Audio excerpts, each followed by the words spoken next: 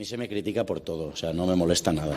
Sé dónde estoy, a partir de ahí, ¿qué quieres saber? ¿Si me molesta el sol? Sí, o sea, no voy a cambiar de opinión. Por más memes que me hagan, o sea, el sol nos molesta.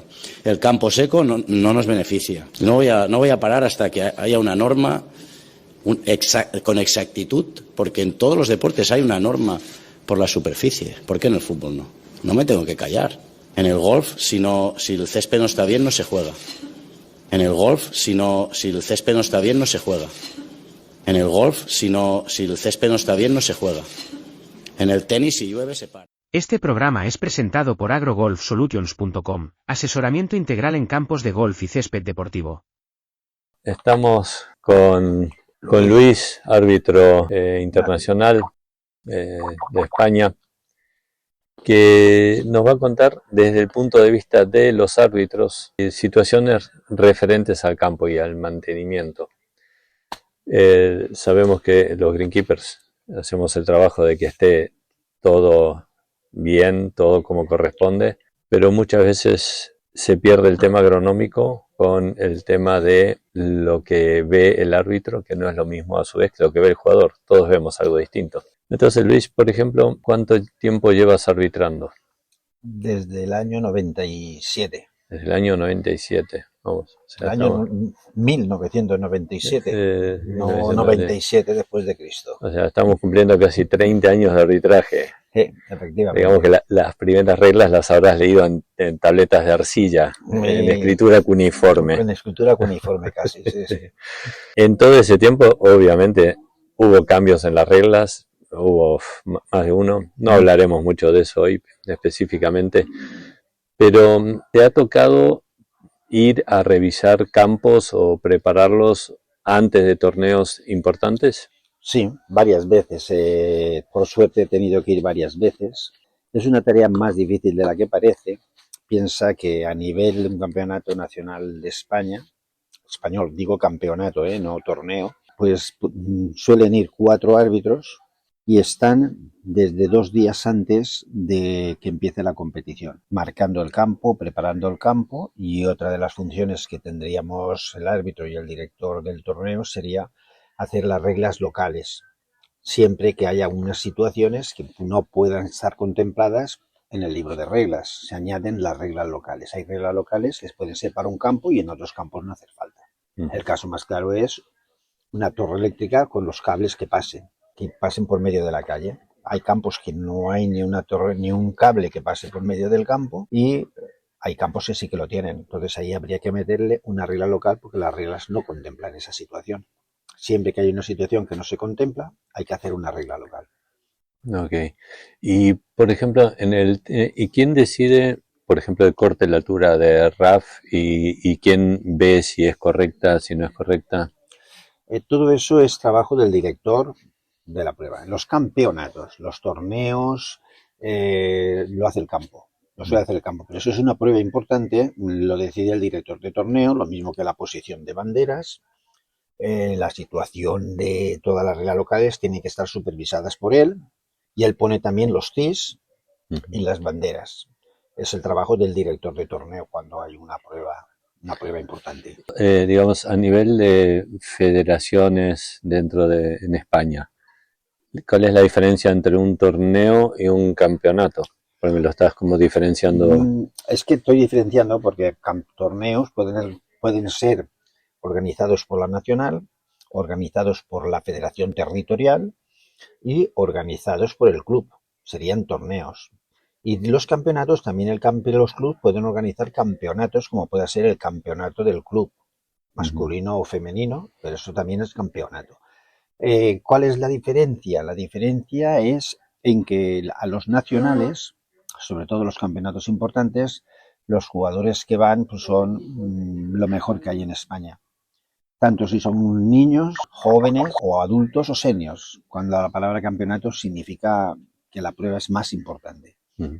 Y ahí hay, pero digamos, en cuanto a reglas de marcación de la cancha, todo eso, básicamente es lo mismo. ¿O se es más exigente, digamos? Mucho más exigente. He dicho antes que para un campeonato nacional, como por ejemplo el campeonato de la Copa del Rey, la Copa de la Reina, no sé, cualquier campeonato importante, el campeonato de España de primera categoría, de segunda, los árbitros van 4 personas a marcar el campo y están 2 días marcando el campo. Sí. 2 días. Marcar el campo significa la zona, área de penalización, fuera de límites. Comprobar todo lo que surja en el campo. Okay. Piensa que a lo mejor puede estar tú marcando un área de penalización, los fueras de límites. Si hay alguna cosa que en el recorrido esté mal, se puede marcar también como terreno en reparación, condición anormal del campo. Y todo esto hay que hacerlo. Incluso hay veces que por desgracia pasa que hay una tormenta y ocurren cosas que no están previstas. Lo normal es que no ocurra, pero por ejemplo venga una noche de viento, te caigan 5 árboles y haya que hacer sobre la marcha modificaciones a lo que se está marcado, que hemos marcado los árbitros igual 2 días antes o 3. Y entonces hay que adecuarse a las situaciones que ocurren. Eso quiere decir que pueden ocurrir muchísimas cosas en ese campo. Es muy grande. Vamos a ver, dentro de lo que son torneos en general, arbitras torneos federativos. Y campeonatos. Y campeonatos sociales de club, eso normalmente está dentro de la órbita del club. Dentro de los árbitros nacionales o territoriales no están los campeonatos de club. Para eso existe una figura que cada vez está tomando más importancia, que es el árbitro local. El campo puede designar a una persona que conozca las reglas como árbitro local. Y incluso si le gusta y continúa y le encanta o se lo pasa bien arbitrando, pues resulta que puede pasar y luego pasar las pruebas necesarias para ser territorial de la Federación, por ejemplo, de Castilla-La Mancha o la de Cataluña o la valenciana o la andaluza. Y si sigue gustándole las reglas y sigue estando demuestra su valía, puede presentarse a las pruebas de nacional. Aunque yo, sin ser árbitro territorial, puedo presentarme a las pruebas de nacional directamente. ¿Has tenido en algún momento alguna discrepancia fuerte con, digamos, con la dirección del club o con alguien respecto a, por ejemplo, una delimitación que tú considerabas, pues esto no puede ser amarillas, tiene que ser rojas, esto tiene que ser fuera límite, ¿no? En fin, algunas cosas que... Siempre ocurren. El campo está acostumbrado, sus socios están acostumbrados a jugar el campo de una manera y cuando llega un campeonato importante, la federación es el dueño del campo. Y todo lo que diga la federación es lo que hay que hacer. O sea, si todo esto, una parte del campo lo ponen como fuera de límites y el árbitro, los árbitros consideran que no es fuera de límites o no está bien marcado, pues entonces puede ponerlo como ellos consideren. Y lo que vale es lo que ellos consideran, no lo que haya marcado el campo o lo que el campo decida. Eso es lo lógico. Vamos, lo lógico para un árbitro, porque al fin y al cabo son los que van a estar en esa situación y van a ver si la cosa no es lógica hacerlo. Por ejemplo, hay muchos campos que tienen el fuera de límites y está fuera de límites y área de penalización. Y las líneas coinciden, se cruzan en un momento. Entonces, claro, hay que actuar, porque a lo mejor el campo dice, no, si entra en ese lago es todo área de penalización. Juegan los socios y juegan maravilloso y es muy rápido. Pero para los árbitros puede ser muy injusto que una bola que estaría fuera de límites sea área de penalización y se pueda aliviar con un golpe de penalidad y no teniendo que repetir el golpe anterior con un golpe de penalidad. Todas esas situaciones se dan, muchísimas. Hay campos que ya están marcando todos los áreas de penalización rojo. Y te quedas y dices, si es frontal, es amarillo, tiene que ser amarillo. En área de penalización amarilla. Pero los campos, para dar comodidad, ponen rojo y se evitan problemas. Ok, pero es para facilitar el ritmo de juego, tal vez, sí. Porque realmente se está demorando cada vez más. Vemos en los torneos que hay demasiado, un par de centenares de jugadores a veces y llegamos a 5 horas y media tranquilamente. Pero está pasando ya en los profesionales, que son los que dan el ejemplo. El otro día, si no recuerdo si fue en Hong Kong, hubo una vuelta que los del circuito LIV tardaron 6 horas. Sí. 6 horas en acabar. Sí. Profesionales que dan 72, 78 golpes jugando muy mal. 6 horas. Entonces, claro, un aficionado ve eso en televisión y ve que el jugador se lo mira desde 7 sitios y eso tiene 2 vertientes. La primera es que el aficionado da más golpes que el profesional. Por lo tanto, la vuelta va a ser más lenta. Sí. Y segundo, la segunda es que las cosas que hacen los profesionales, porque se están jugando miles de euros o miles de dólares, un aficionado se está jugando solo el meterlo y están copiando todos los mecanismos que tienen los profesionales para mirar la caída, agacharse, irse al medio, poner los dos pies, ver el desnivel del hoyo. Con 30 de handicap. Efectivamente. Y si a eso le añades que va a hacer 120 golpes, Sí, sí. el tiempo es imposible que se Yeah. juegue en menos de 5 horas y media, 6 horas. Es imposible. ¿Cómo se evita? No lo sé. Y además sé que lo dijo medianamente, o sea, de una forma honesta, Bryson, que lo sigo, lo escucho, es uno de mis golfistas favoritos, creo que uno de los que más le aportó al golf últimamente. Para mí sí. Ha ido, cuando hace sus desafíos en un campo público, le decía a su contrincante, es que los verdaderos héroes sois vosotros que jugáis en estos campos, porque nosotros tenemos todo perfecto. Y lo hablaba con dos greenkeepers últimamente, que hablábamos de los bunkers, por ejemplo, que los bunkers de los profesionales es que son una superficie inmaculada y donde jugamos nosotros no hablaremos de las pisadas, que es bueno que las hay, que no deberían estar. Falta de educación golfística, que es la culpable de que eso ocurra. Ya, Esa es la falta de educación golfística. Claro.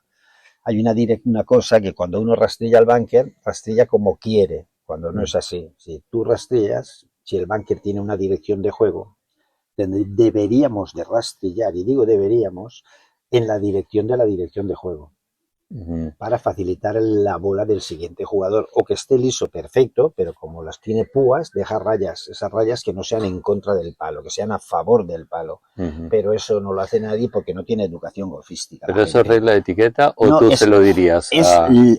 No es regla de golf, es simplemente, no sé, ¿qué harías tú en tu casa? O sea, si tú tuvieras que hacerlo en tu casa para ti mismo, te gustaría hacértelo fácil, no hacértelo difícil. Si yo te hago las líneas de las púas de los rastrillos cruzando, o sea, vas a tocar el montículo. Si tu bola está hundida, primero vas a poder que esté hundida, pero primero va a tocar el montículo y luego la bola. Mientras que si van en la dirección de juego, primero tocarás la bola. Aunque toques el rastrillo, pasa el palo más fácil. Porque si no tropiezas una montañita, luego la bola y luego otra montañita. Porque quieras o no quieras, rastrillamos así.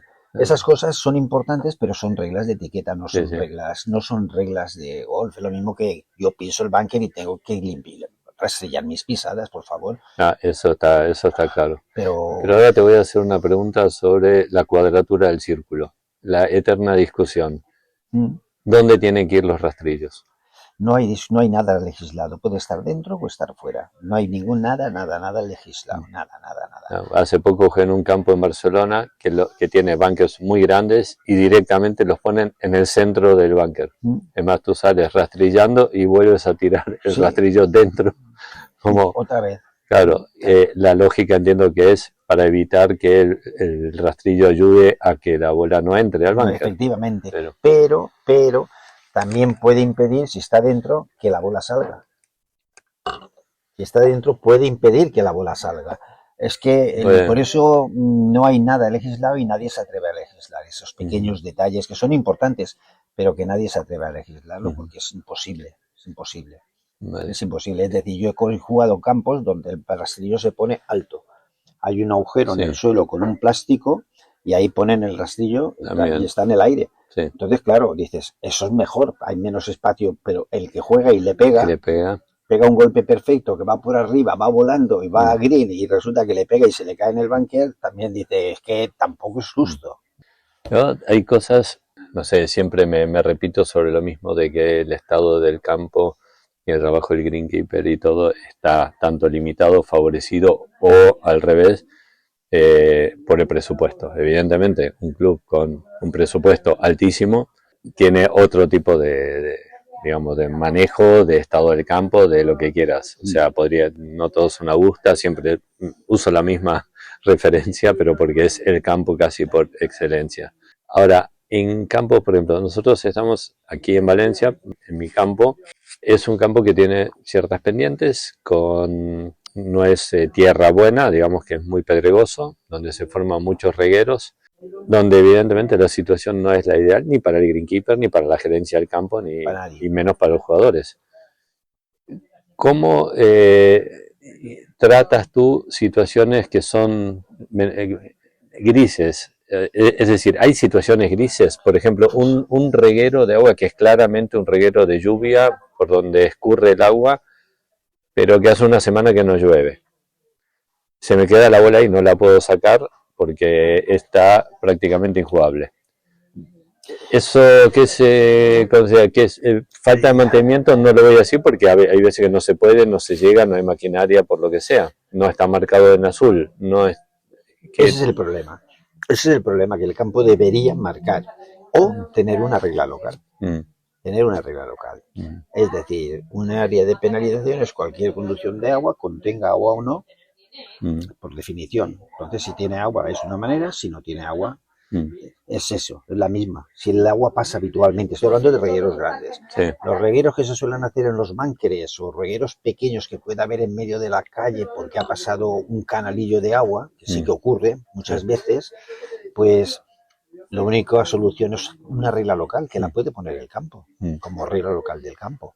Y cuando van los árbitros no la ponen, pero si hay una tormenta el segundo día de la prueba y el tercer día se ha producido daños de esos, sobre todo suelen producirse en los búnkeres o en las zonas elevadas, cuando cae hacia el búnker se suelen producir mucho, pues se puede poner una regla local para ese día, a partir del día que ocurre. ¿Y eso lo puede poner el árbitro? El director y los árbitros. El director y los árbitros. Es más, el árbitro puede decirte a ti particularmente, si ve un caso que es muy llamativo, muy escandaloso, puede declararlo terreno en reparación. Okay. Aunque es injusto, porque a lo mejor hay 3 jugadores que se han penalizado antes que él, no han llamado al árbitro, te ocurre a ti, llega el árbitro y dice, sí, eso es terreno en reparación.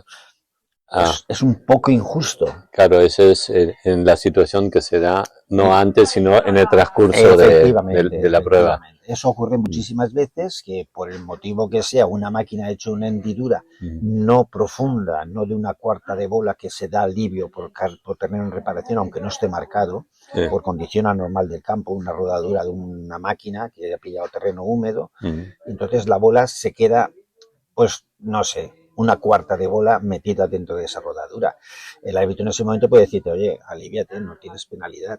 O sea, sin penalidad, condición anormal del campo y tal. ¿Qué debe hacer el árbitro? En el momento lo diga, comunicarlo a todos los árbitros para que otro árbitro no llegue y diga, no, tú vas a jugar. Y entonces el director o el árbitro principal te dirá, oye, márcalo. Es muy grande, sí, no, es solo un trocito de 2 metros, márcalo con pintura blanca y terreno, condición anormal del campo, terreno en reparación. Eso lo puede hacer el árbitro en ese momento, cuando te ocurre a ti. Sí. Es un poco injusto porque si han caído 4 antes que tú, que no han dicho nada. No han dicho nada, lo están perjudicando si se han tenido que aliviar penalizados por injugable, ¿no? Y en las situaciones, por ejemplo, otra que me ocurrió a mí hace poco, en mi campo que fue remodelado en gran medida porque fue afectado por la tormenta que tuvimos el 29 de octubre del 24, hace 2 años, la Dana famosa que muchos habrán escuchado. Un arroyo, un par 3 que cruza un río, claro, de frente son amarillas y a partir de el puente que cruza son rojas. Pero más cerca de la continuación del área segada ras del fairway o digamos que el camino, o sea, el camino para cruzar el puente hacia el green está sobre la izquierda, o sea, caminando por al lado del fairway, allí está el puente. En un momento del otro lado hay estacas rojas, pero hay una parte normalmente donde tienes amarillas y a continuación rojas están pegadas, una estaca amarilla a una roja, claro. Pero faltaba esa estaca roja pegada a la amarilla. Entonces había una estaca amarilla y la siguiente era una roja a unos 20 metros. Y la bola pasó entre las dos. Eso es un fallo del campo. Si es una prueba oficial, campeonato, es un fallo de los árbitros y vuelvo a decirte, no creo que los árbitros cometan ese error. Creo que no lo cometan. Ahora, jugando en un campo, no fue en un campeonato. Ocurre mucho. No fue en un campeonato. Pero peor, fue una partida entre amigos. Bueno, eso es peor. Es peor que un campeonato de España. Además, si te juega la cerveza. La cerveza y la bola. Entonces, ¿Cuál sería una decisión de un árbitro salomónica? ¿A quién? Salomónica no existe. Es decir, las decisiones salomónicas, las decisiones de acuerdo con las reglas, es que si no está marcado, es lo que está marcado. Es decir, hay muchas situaciones que un señor coge una estaca, se enfada porque ha pegado un mal golpe y se tiene que aliviar y la tira al agua. Sí. Y falta una estaca. Ujú, Entonces dice, juega otro jugador detrás y va la bola al mismo sitio. ujú, No hay estaca. ujú. Entonces, dices, si tiras una línea, a lo mejor aquí hay dos estacas y la línea de estaca a estaca pasa por dentro del agua, del área de penalización, pero Sí, por dentro. hace una panza, hay No. una curva. Entonces eso se soluciona diciendo que es por donde el límite natural del área de penalización. El límite Ok. natural, donde empieza a caer el área de Ujú. penalización. Sí, Donde sí. empieza a caer, esa es la entrada. ¿Qué ocurre? ¿Roja o amarilla? Ujú, Una partida de amigos, ujú. lo que decidan. Lo que decían. Lo que decidan. Sí. Lo que decidan. Porque yo no me metería. Incluso nosotros, los árbitros, vamos con mucho cuidado con esas situaciones porque tiene que estar súper claro. Aún así, aunque esté la estaca roja y amarilla, te encuentras con el problema que un jugador te dice que ha entrado por amarilla y otro jugador dice que ha entrado por rojas. Sí. Y tú no estás allí. Ujú, Y el tercer jugador dice que estaba atándose el zapato y no ha visto nada. ujú. En esos casos, las reglas dicen que tiene validez lo que dice el jugador. El jugador, no el Porque marcador. somos honestos. Sí. Los No el jugadores de marcador. golf somos honestos. Porque siempre escuchamos un poco que, bueno, lo que diga el marcador. El marcador es el que decide. Pero si el marcador estaba dándose el zapato y no ha visto nada, o estaba sacando de la bolsa su guante o su bocadillo y no ha visto dónde ha ido la bola, ¿qué dices? Yo tuve una situación muy curiosa la primera vez que fui de árbitro principal, la primera vez, año 98 o 99, 1999, no recuerdo bien el año, campo de golf Oliva. Es que lo recordé de toda mi vida porque es que no sabía qué hacer. Y Dios vino en mi ayuda. Y digo Dios, porque estaban tres jugadores saliendo del hoyo 7, que tenía un área de penalización que es una zanja muy larga y otra área de penalización a la derecha y un fuera de límites a la izquierda. Sí. Sale un jugador, por cierto era inglés, y yo mi inglés en aquel tiempo era peor que el que tenía ahora, era un jugador inglés, pega la bola, no, un jugador español pega la bola, juega la bola, y dice, era primera partida de la mañana, serían las 9 de la mañana, y 9:30 de la mañana, y el sol estaba enfrente, frontal. Y dice, ¿habéis visto mi bola? No la he podido ver. Y el jugador inglés dice, está fuera de límites.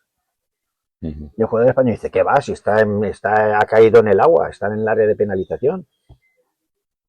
Y el jugador dice, es que no la he podido ver, he levantado los ojos, me ha deslumbrado el sol y no he podido verla. ¿Qué hacemos? Y yo de principal no puedo decirle que venga otro a dar el ruling geste. Y digo, pues bueno, vamos a buscarla fuera de límites y vamos a buscarla en el agua de penalización. Cada uno que busque por un lado. A ver. Y tuvimos la grandísima suerte que apareció su bola dentro del área de penalización. Vale. No sé si el inglés lo hizo por fastidiar, por poner nervioso, no lo sé, es una duda que me ha quedado ahí, pero me extraña muchísimo del carácter inglés, que son muy respetuosos con las reglas, muy respetuosos. Sí. Pero claro, tienes que tomar una decisión, pero una decisión, para mí, yo pensaba que era una bola perdida. O sea, si menos mal que apareció, si no lo hubiesen encontrado, recuperamos. Vale. Para mí era una bola perdida. Era una bola perdida. Ni agua, ni penalización, ni fuera de límites. No se ha encontrado la bola, es una bola perdida.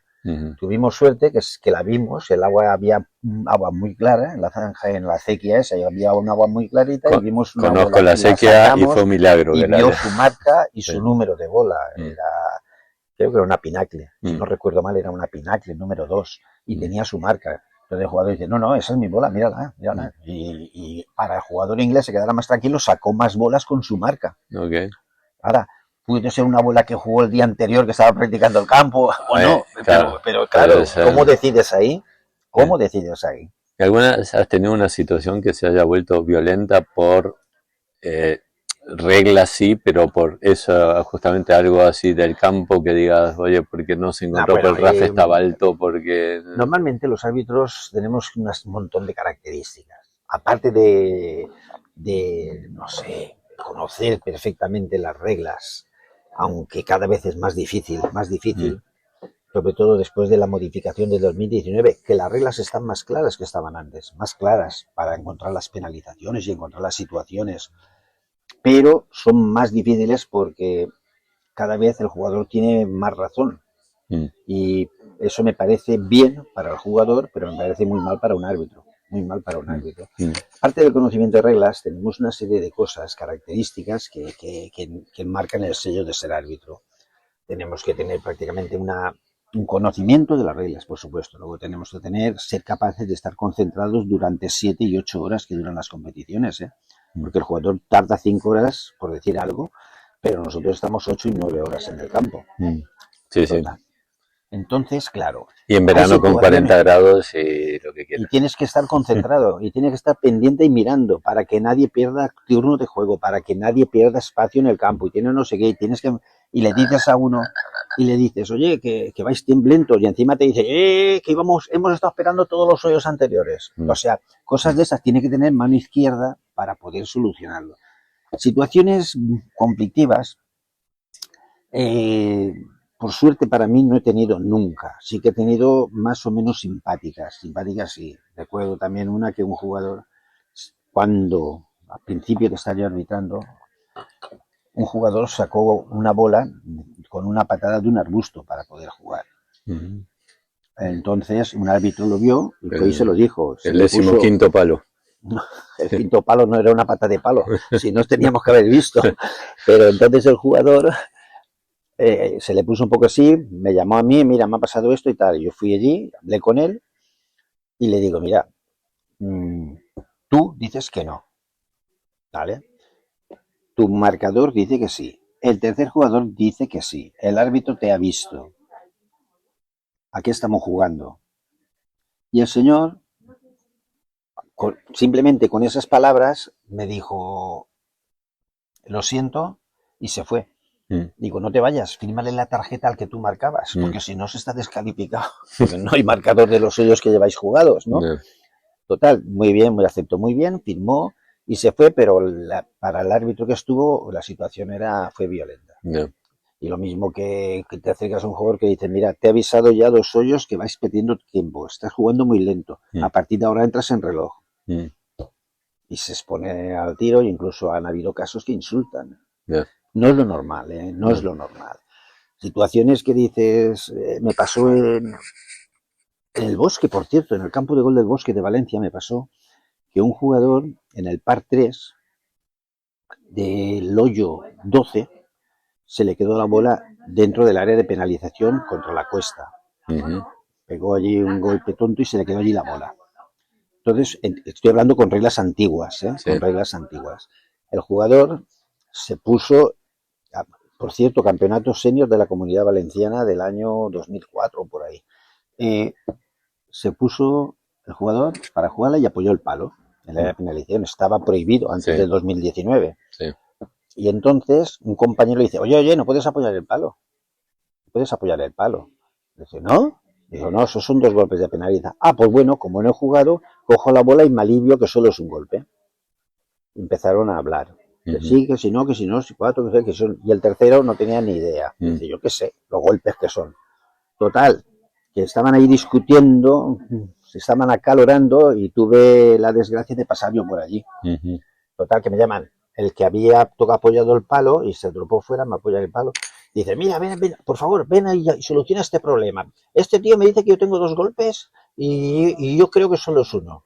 Y me quedo mirando y dice, a ver, ¿qué ha pasado? Dice, pues mira, que él ha apoyado el palo. Y dice, sí, yo lo he apoyado el palo. Y yo no lo niego, he apoyado el palo, pero yo, como no he tocado la bola, me alivio fuera del área de penalización y digo, ¿eso que son 2 o 1? ¿Quién tiene razón? Dice, pues ninguno de los 2.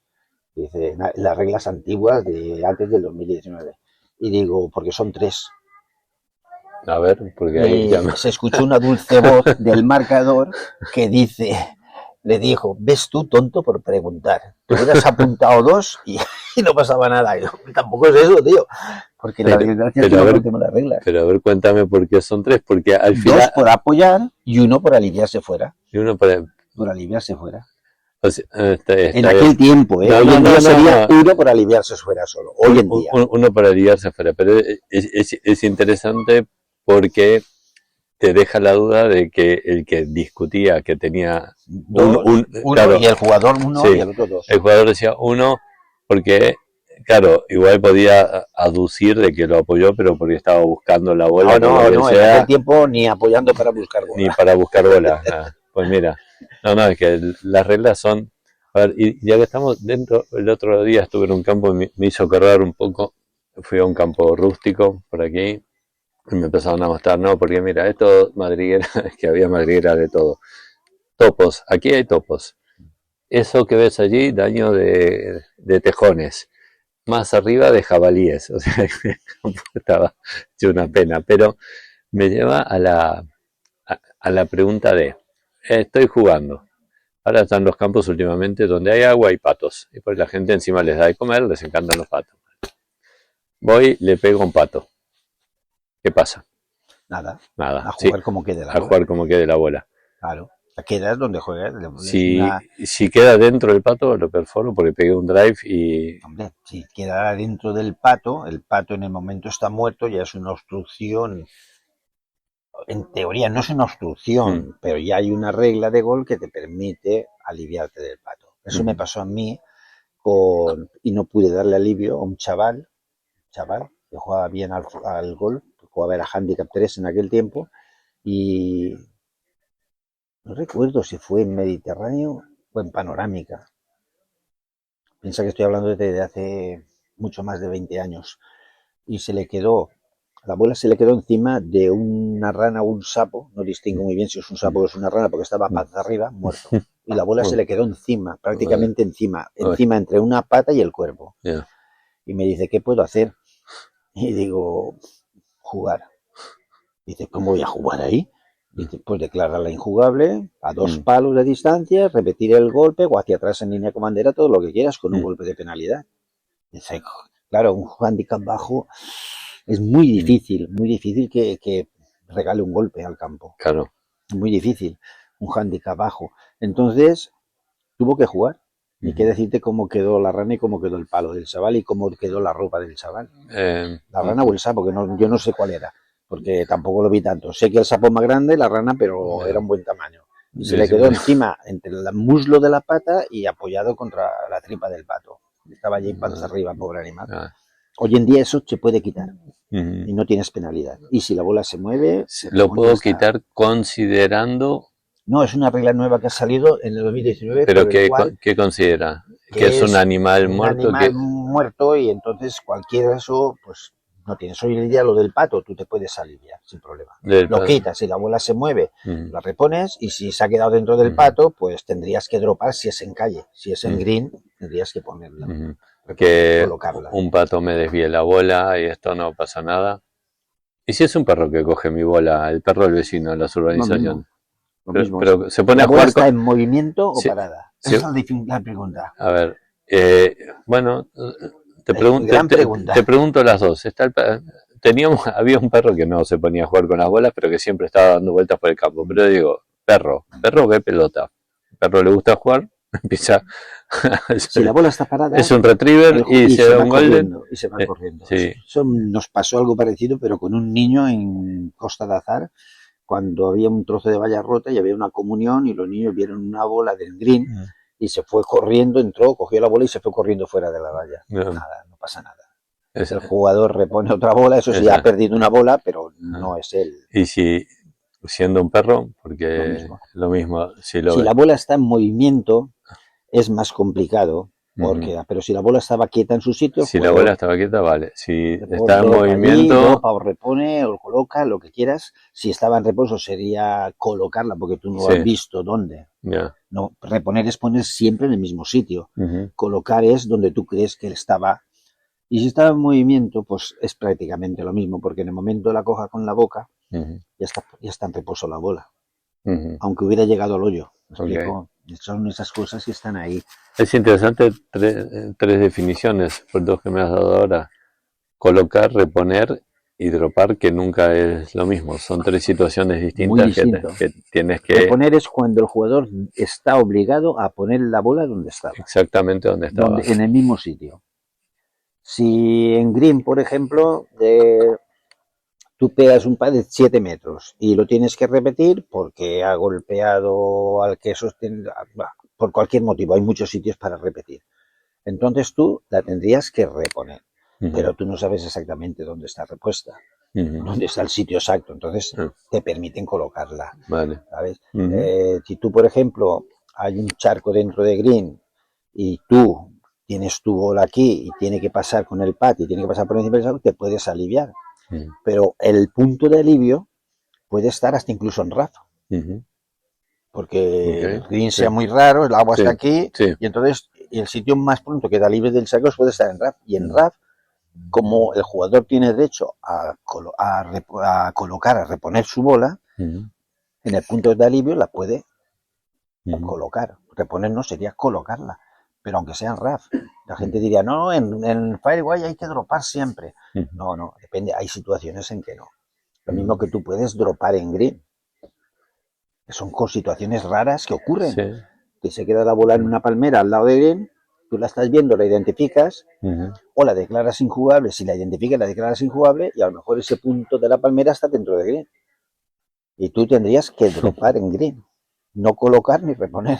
Que hay muchísimas situaciones raras. No, es que el golf es muy complicado. No, es complicado, o sea, tiene muchísimas reglas, pero no solo, igual las reglas pueden ser muchas o no, pero las variantes que hay sobre cada, por ejemplo, me lleva a pensar dos. El otro día en una partida lo mismo, yo simplemente un poco de malo, porque somos malos los golfistas, y si jugamos contra nuestros amigos peores, cuando estás delante de la bola, ballesteros no tienen ni puta idea de jugar al golf.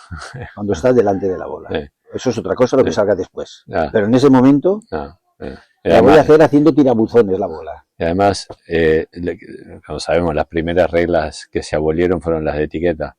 O sea, con respecto al campo es una cosa, pero lo que tú has dicho que sí, que rastrillar en el sentido para que el de detrás venga y le pegue bien, mentira. Sea más cómodo el golpe. Pero entre nosotros, no. Pero ahora, estaba pensando, por ejemplo, dos cosas. Una, porque lo vi hace poco en un torneo que no me acuerdo a qué jugador no le dieron alivio por agua ocasional, que el jugador se paraba y salía agua. O sea, donde él estaba haciendo el stand se veía que salía agua, el árbitro consideró que no, y no le dio alivio.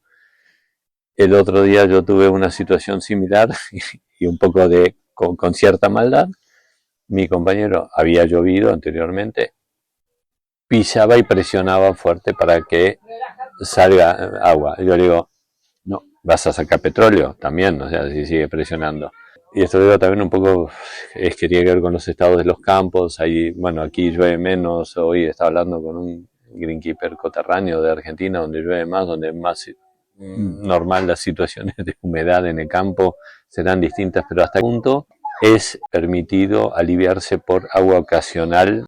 Si la ves, si está arriba, agua temporal, que se llama, si se ve, está claro que es agua temporal.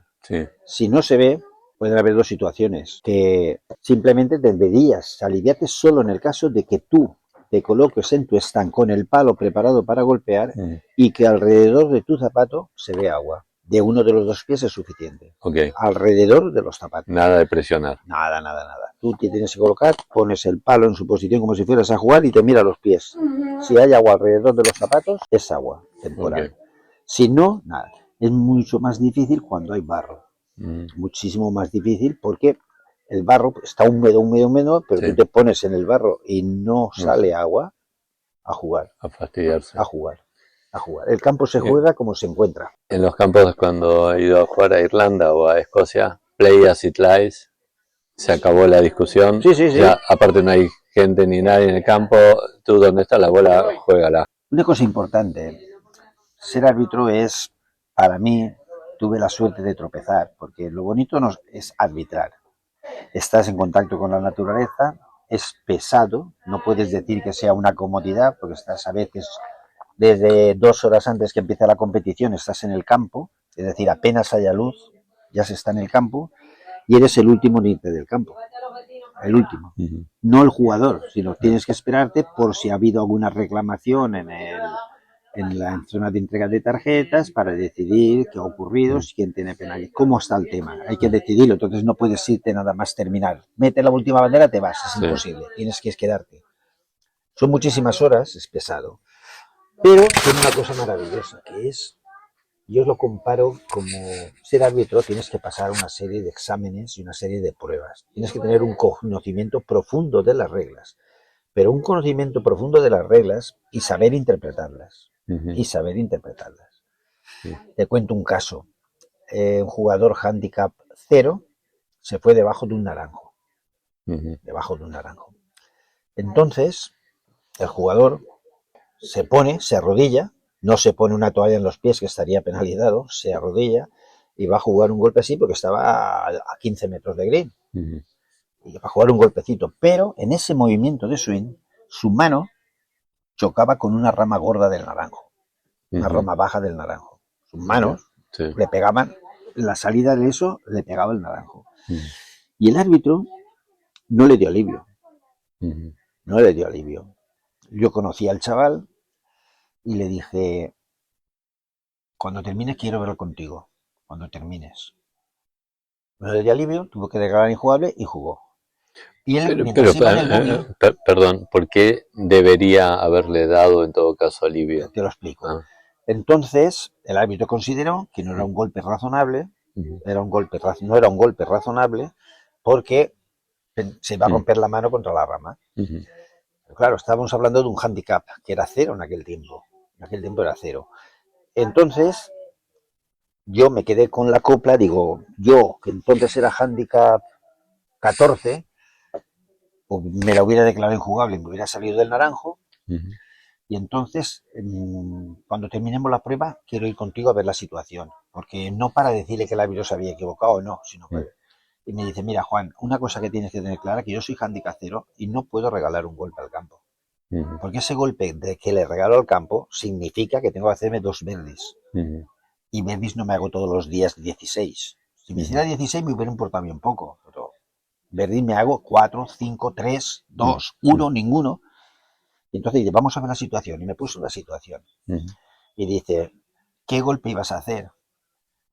Y dice, ¿quieres que lo vemos? Y dice, mira, mi bola estaba aquí, más o menos. De hecho, aún se ve el pincho que puse debajo del naranjo, el pincho que puse marcando la bola para que viniera el árbitro y que no dijera nada y tal. Perfecto por él. Y dice, verás, se puso de rodillas, cogió su pad y le pegó, pero paró el golpe antes de pegarle a la rama. Yo eso no lo sé hacer. ¿Sabes?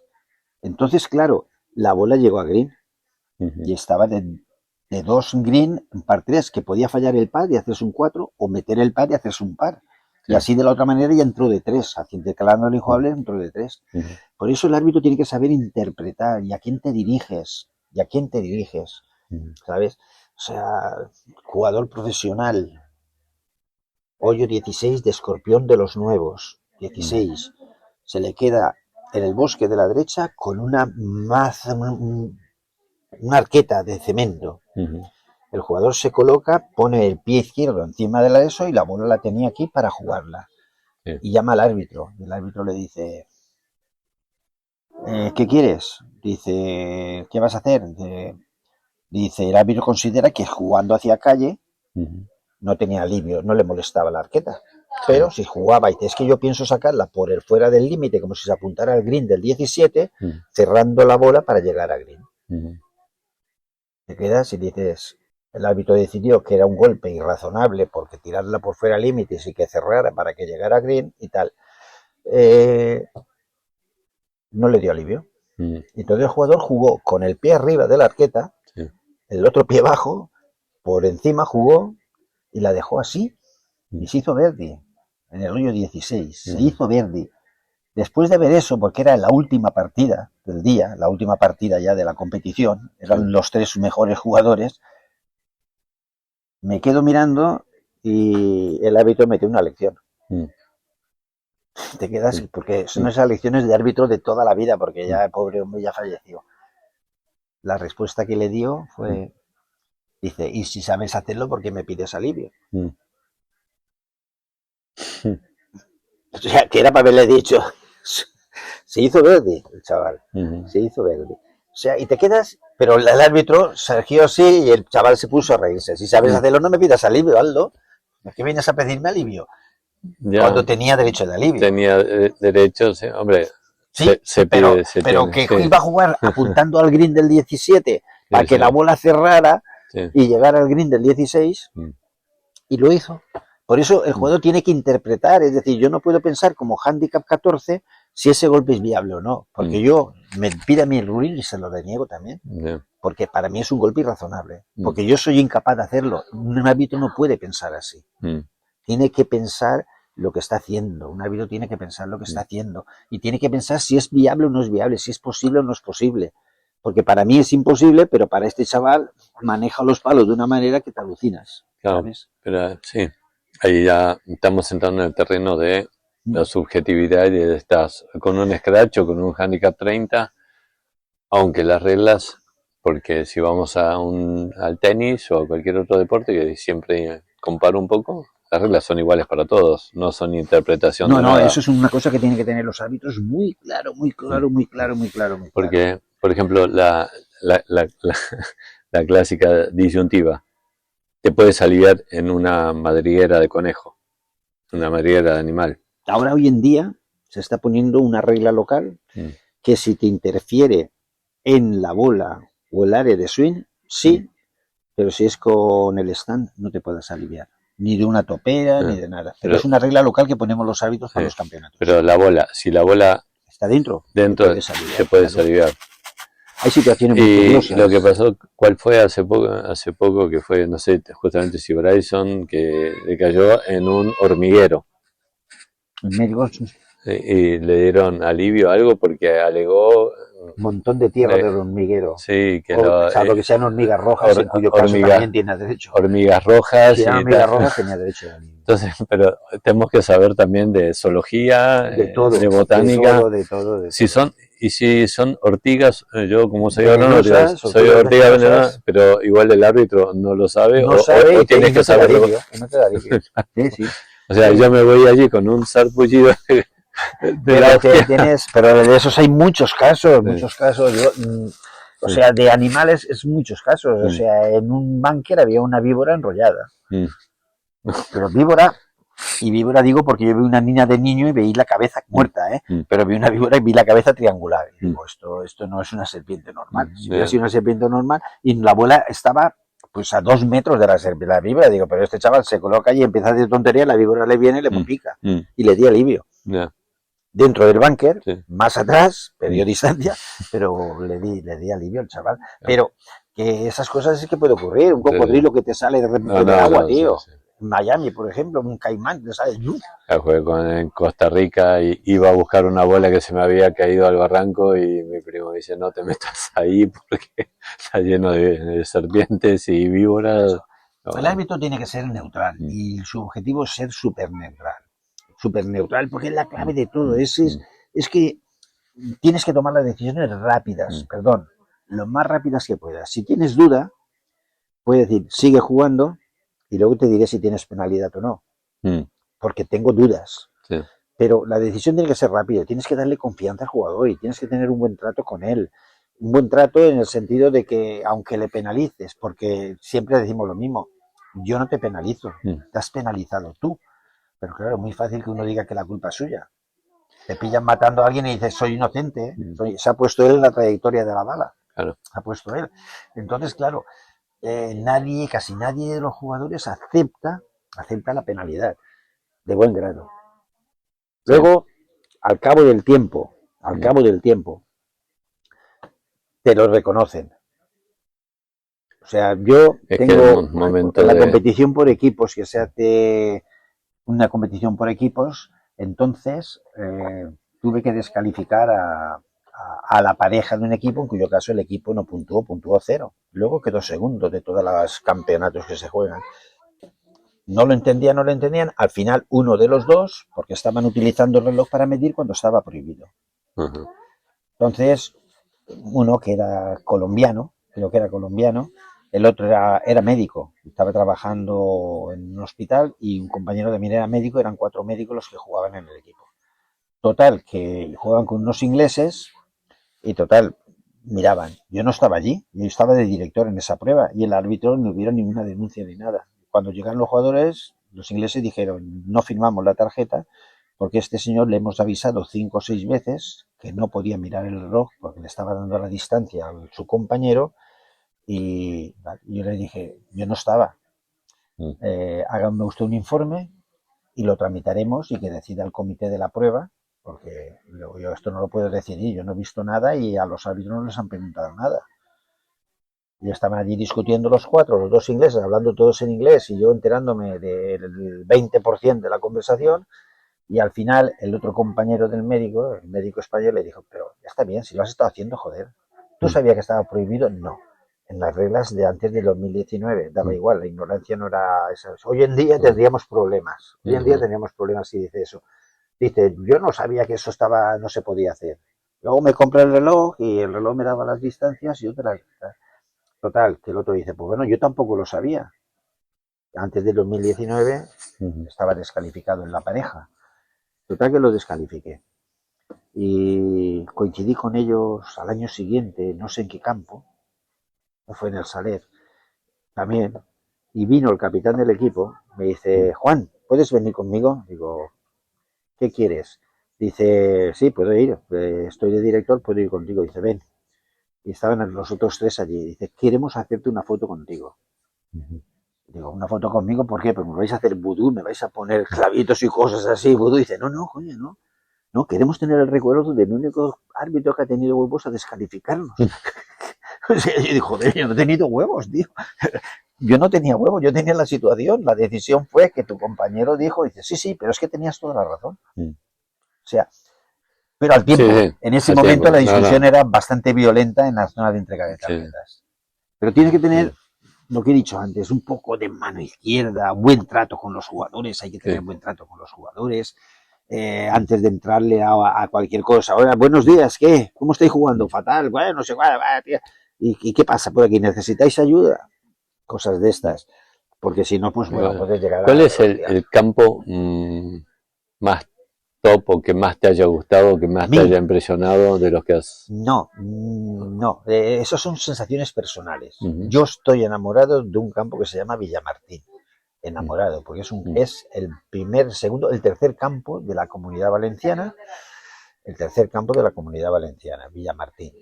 Estoy enamorado de él. Hoy en día lo han domesticado. El Saler, estoy encantado con él. ¿Qué quieres decir? Valderrama.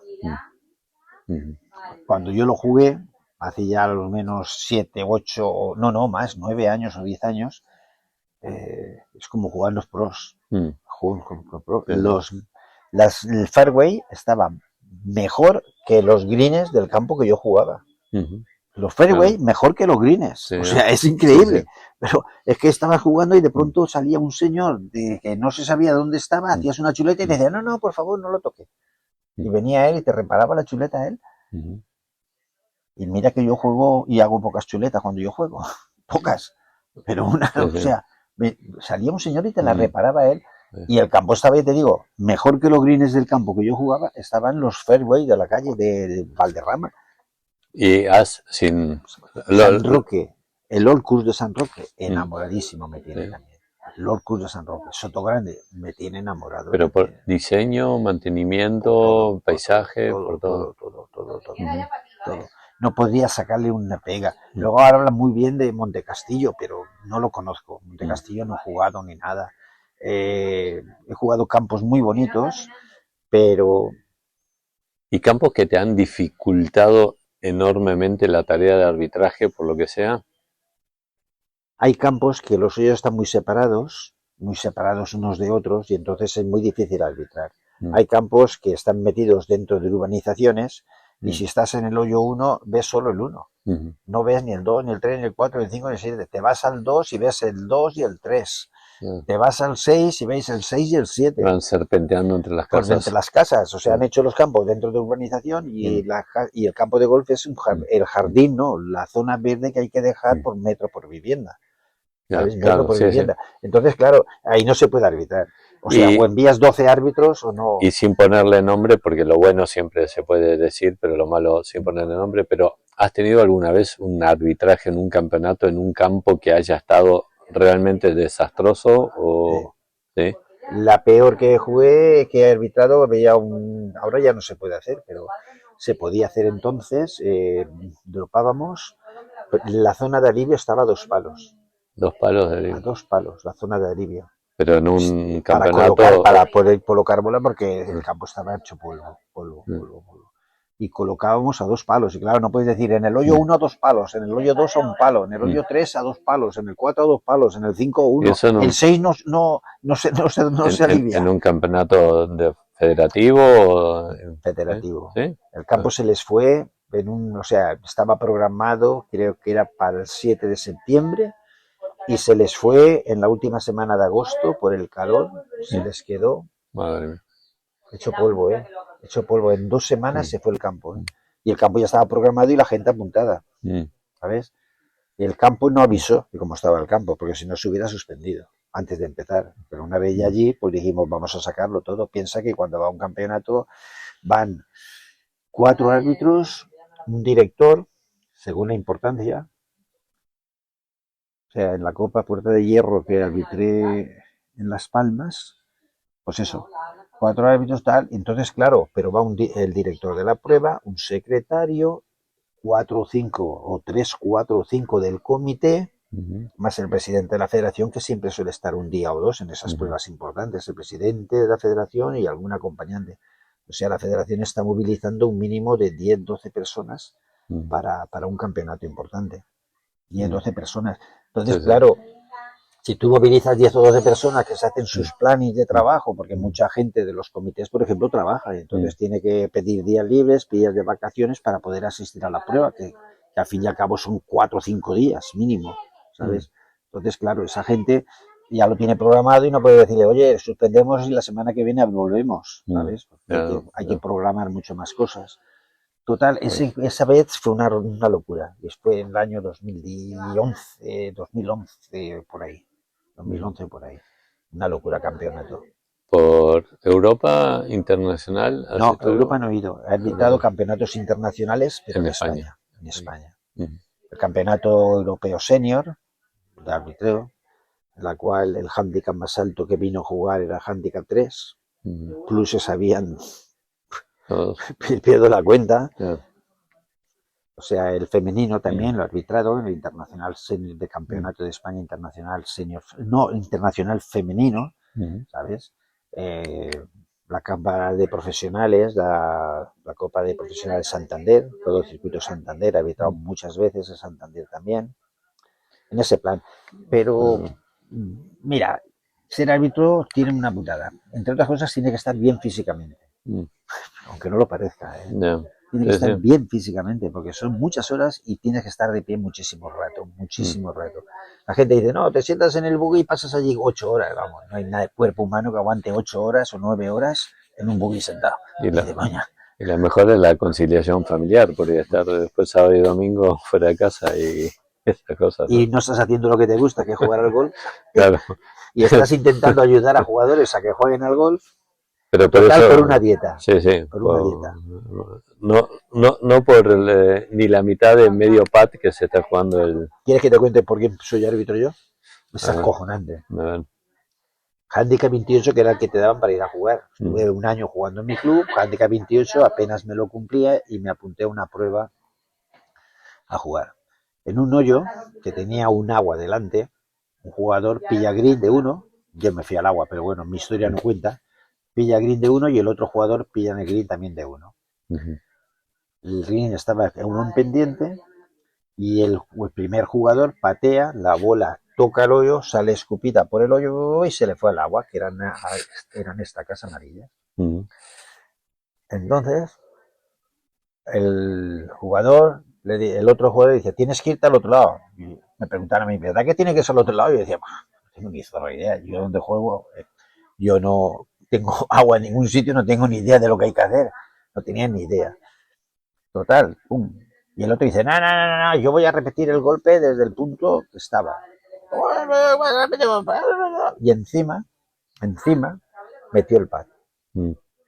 Metió el pad. Cuesta abajo, que la primera se la fue al agua y la segunda parecía que se iba al agua, pero entró. Entró en el hoyo. Total, que se hizo un 4. Y el otro falló 2 pads y se hizo 4 también. Empezaron a discutir. Y los dos venían a comerme la oreja. Cuando estábamos cerca de Green, es que tú eres un tramposo, mira lo que has hecho, o no sé cuántos, tenías que haber ido al otro lado, el otro, oye, que no, tú no tienes ni idea de reglas de golf. Discutiendo, bueno, la palabra más suave que se decían era hijo de. Eso era la más suave que decía. Y cuando iba andando yo, pues venía uno y me comía la oreja. Cuando iban por el otro lado, venía otro y cuidaba, me comía la oreja, total. Ni qué decir tenía que no me cumplí ni el handicap 70 ni 50. O sea, ni me lo cumplí. Y era 28 que me lo cumplía, en mi campo me lo cumplía. No me cumplí ni 60. Y dije, no, yo no puedo jugar a esto sin saber las reglas. Tengo que aprender las reglas y empecé a estudiarlas. Empecé a estudiar las reglas. Y me encantó el estudio de las reglas. Me encantó, me hechizó, porque al fin y al cabo, aprenderte el libro de reglas de golf, con las aclaraciones que hay, pues yo lo comparo con la asignatura de Derecho Romano, que son 2 años en la facultad. Yo lo comparo en eso, porque es que la situación es que son tan casuística, hay tanta casuística que es una locura. Total, que me enganché, empecé a ver situaciones raras, que si la bola se ha movido, que si estoy en el tee y la bola se cae cuando yo hago el swing, ¿qué pasa? Y si se cae cuando no he puesto el swing, ¿qué pasa? En un tee, ¿no? Empiezo a ser acuística, empecé a preguntar a compañeros que eran árbitros, me apunté a un curso, aprobé el curso y me dijeron, ¿quieres ser árbitro? Digo, hombre, no lo sé, no lo he probado, no sé lo que es, porque sí que he jugado con árbitros y ahora tenía handicap más bajo, pero no sé en qué consiste y tal. Y dice, pues te haremos un examen práctico, y nos hicieron un examen práctico a 5 más que aprobamos ese examen y nos dieron el título de territorial. Entonces, al segundo año me presenté a Nacional. Y entonces al segundo año, que era el año 2001, me examiné y aprobé. Y desde entonces soy territorial. Soy nacional y territorial, ¿sabes? Territorial es muy bonito porque los medios no son los mismos que las territoriales. Territorial va más escasa de medios para todo esto. O sea, va mucho más escasa. La nacional va mejor, mucho mejor planificada. No sé si es que tendrán más dinero, que lo tienen que tener seguramente. Pues por esa situación del ruling que tenía razón, el que volvió la bola a jugar desde donde jugó el anterior, y tenía razón, pero yo empecé y me enganché y la casuística del golf es muy pesada, muy larga. De hecho, hay una página web en inglés que se llama Samaritan, que antes era gratuita y ahora es de pago. Bueno, te piden que colabores para que ponerla en mantenimiento, que creo que va por más de 20.000 casos que han ocurrido en el golf en el mundo. 20.000 casos. Solo leerte los 20.000, empieza a leer, te leas 100 cada día, necesitas 200 días para leerte los 20.000. 200 días. Y si te lees 10... Pues, Juan, vamos a hacer una cosa, porque para ir cerrando, ya llevamos 1 hora, te agradezco muchísimo. Sí que te voy a emplazar a otro, porque con 30 años de anécdotas podemos hacer cosas, pero no obstante... Pero vamos a charlar, voy a leerme algo de Samaritans y voy a venir con los deberes hechos y vamos a ver si resolvemos alguno. ¿Quieres que es Samaritans? Yo empecé, mi inglés no es fluido, yo me manejo en golf en inglés, me manejo entre comillas. Como empiezan a hablarme de otras cosas, es que a mí en un campo me dijo no sé quién, que no sé cuánto y tal, ya digo, espera, I don't understand, tío. Vamos a ver, repite, ¿qué ocurre aquí? ¿Sabes? Entonces, claro, mi inglés no es eso, de hecho... Hoy se arregla fácil eso con los traductores. La IA te lo pone y se traduce y buscaremos un par de... voy a buscar casos. Sí, buscar cosas. Casos extraños. Eso ya... Porque la verdad es que es bonito, arbitrar es bonito. Lástima, yo siempre digo que cuando se muera una generación posterior a la mía, los árbitros serán profesionales del golf. Los árbitros de la Federación Española y la Federación Valenciana y la Federación Andaluza y todas estas federaciones serán profesionales del golf. Habrán menos cantidad de árbitros, menos, y tendrán un sueldo mensual y arbitrarán 2 campeonatos al mes y será su trabajo. Estoy convencido. La generación es 2 generaciones. Cuando fallezcan 2 generaciones, eso va a ocurrir. Sí. ¿Pero lo dices como malo o como bueno? Ah, como bueno, correcto. Porque, a ver, en otros deportes como en el fútbol también siempre fue, no te digo que hoy gane lo mismo que un futbolista, evidentemente, pero hoy los árbitros son profesionales y ganan dinero, pero cuando yo era pequeño tenían su curro, tenía su trabajo de lunes a viernes y el domingo y les daban una dieta de nada y por afición arbitraban y encima les reñían, les insultaban, les pegaban y tenían que arbitrar partidos de Real Barça, de Boca River, de Manchester City United pero bueno, yo digo que serían profesionales, yo digo que van a cobrar como los de fútbol. No creo, pero tampoco sería tan difícil que cobran como los de fútbol, porque ¿qué cuesta jugar un campeonato de España? ¿40 euros? ¿50 euros? Campeonato de España importante. Sí. ¿Con 50 euros? Pon 60. 100 jugadores a 10, ¿cuánto dinero es? Ay, no sé lo que se lleva al campo de eso, pero... No, en la federación digo que podría ser una solución para que la gente se aficionara, porque cada vez hay menos árbitros, menos a Nacional. A Nacional se siguen apuntando mucha gente. Hay menos árbitros... Y menos que quieran ser árbitros. Más jugadores, pero menos que quieran aprender reglas. Efectivamente. Porque yo, ya te conté alguna vez, mi primer examen lo fallé. Me mandó el capitán del club a otro. Aquí a la semana, vente la semana que viene, apréndete cómo se dropa correctamente tal. Bueno. Es que son, ya te he dicho, muchísimos metros y muchísima casuística, muchísima casuística que no tiene fácil solución, porque es que aparte de saberte las reglas, tienes que saber aplicarlas. Una cosa es lo que lees, o mejor dicho, una cosa es lo que te cuentan, otra cosa es lo que ha ocurrido, y otra cosa es lo que tú interpretas. Sí. Porque son 3 versiones o 3 situaciones que tienes que saber conjugar. Ser árbitro, pues a lo mejor por conocimientos hay árbitros que saben muchísimo más que yo, pero a veces se cometen errores como el que te he comentado de la rama o el que te he comentado del por la izquierda, ¿no? Sácalo con una bola cerrando y llegará a green y te quedas pillado y dices, bueno, pero claro, tú no puedes jugar como tu hándicap. Es decir, si yo soy hándicap 20, muchísimas cosas de las que ocurren en el campo ni se me ocurrirían. Ni se me ocurriría. Por eso el árbitro tiene que ser jugador de golf. Tiene que jugar al golf y a ser posible bueno. De hecho, para ser nacional tenías que ser menos de 18 cuando yo me examiné. No sé ahora lo que pide. Creo que están pidiendo 14 ahora. ¿Sabes? Ahora están pidiendo 14 de hándicap para ser árbitro nacional. Creo, y digo creo porque no lo sigo. Y que luego tienes que estar actualizándote siempre, toda hora. Toda hora. Tú dices, ya me sé las reglas. Unas narices te saben las reglas.